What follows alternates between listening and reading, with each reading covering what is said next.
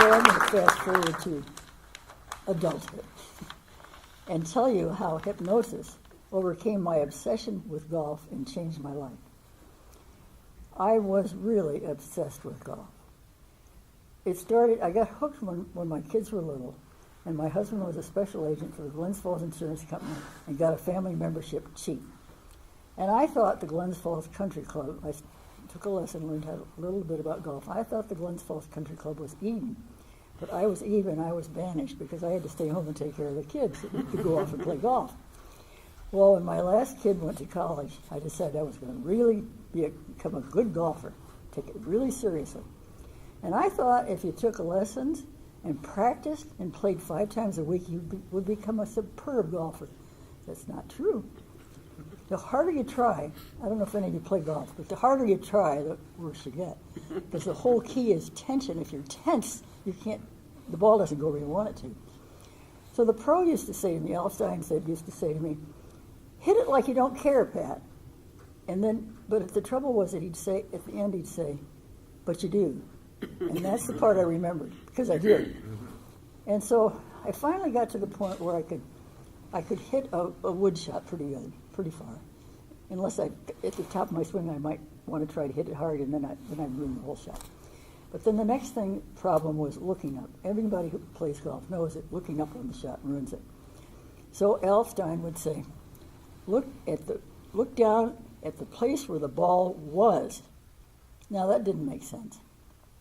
After you hit the ball, you ought to be able to look up and watch it go out way down the fairway. But there's something about between your brain and the ball, I don't understand what it is.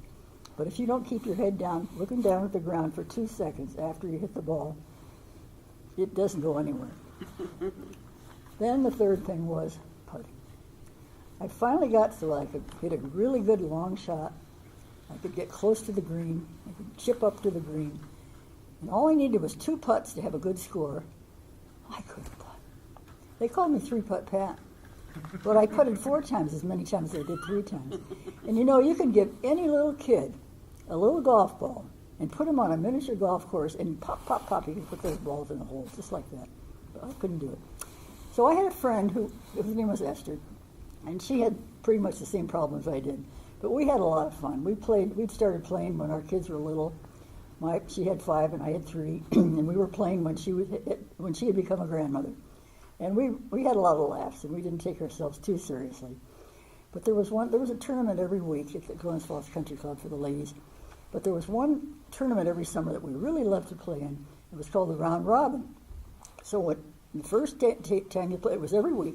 First time you played, if you won your match against the other 2, you went on to the next game. But we never got beyond the first one. I mean, it went on all summer, and then we got wiped out. So we finally decided after 7 years, we had to do something about this, so we devised a plan. So whenever Esther or I would look up on a shot or miss a putt, the other one would take a white feather out of her pocket and present it to her. And then that person would bow and accept the feather. And then she'd keep the feather until until her partner moved. So this was driving our opponents crazy. They didn't know what we were doing. And it was our plan was working because we started winning. And we got all the way to the semifinals, and then we blew it. They kept pestering us. What is this? What is this with the white feather? So we had to tell them. It was so much. We were having so much fun laughing about this so much. We had to tell somebody what it was all about. So we said, Esther said, we belong to the Order of the White Feather. It's a very exclusive club. Well, what's it all about? So she explained what it was. Well, how do you get in? We explained what the procedure was. Oh, we want to join too. Can we do it? And we said, well, if you qualify. But you have to play, in order to qualify, you have to play in the round robin for 7 consecutive years without getting past the first round. And we were the only ones that qualified, so we were the only members. Well, the trouble was, it was just like when Samson had his hair cut. He lost his edge. We told our secret. We lost the tournament. So after that, I decided I had to do something about my putting. It was driving me crazy. And my husband Bill and I were taking a parapsychology course at ACC every one night a week. And they were offering a hypnosis self-hypnosis and hypnosis class, weekend seminar on hypnosis. So I thought maybe I can learn to get over my fear of putting. But I was missing the balls. If the closer the ball was to the hole, the more likely I was to miss it. And I was missing them from this far away. It was crazy. So I went to this weekend seminar, and I learned how to hypnotize myself. And while I was hypnotizing myself, I would practice putting all weekend long. Now, I'm not going to tell you how I hypnotize myself because it would be unethical.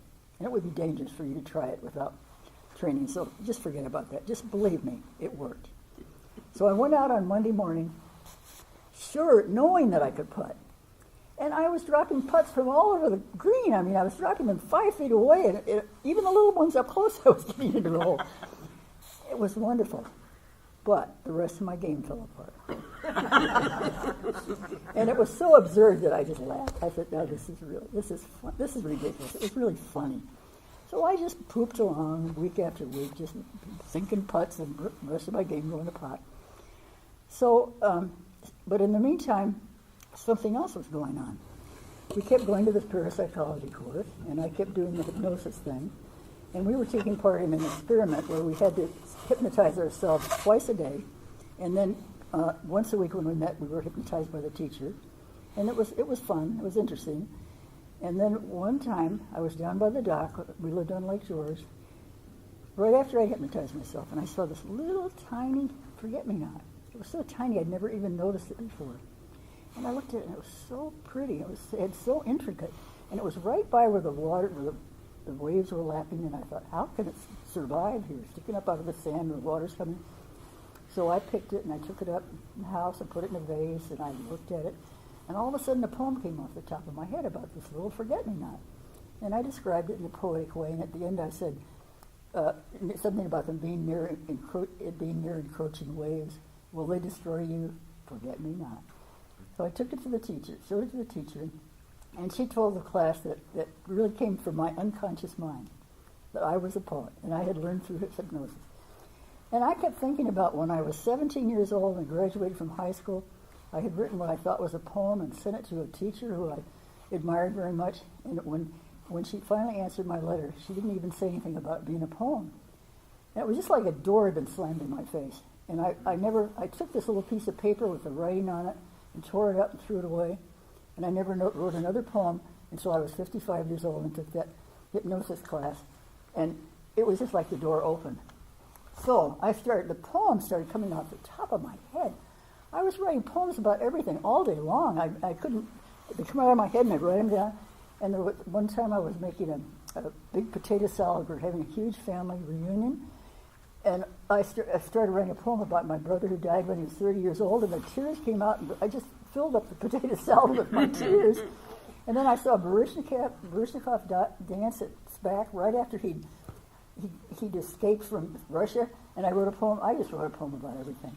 And so I didn't care about golf. I mean, I kept winning. Oh, this is what happened. At this point, I was winning. I started winning tournaments. I kept winning. I couldn't stop winning. I didn't care. It didn't matter anymore. So that's how hypnosis got me over golf.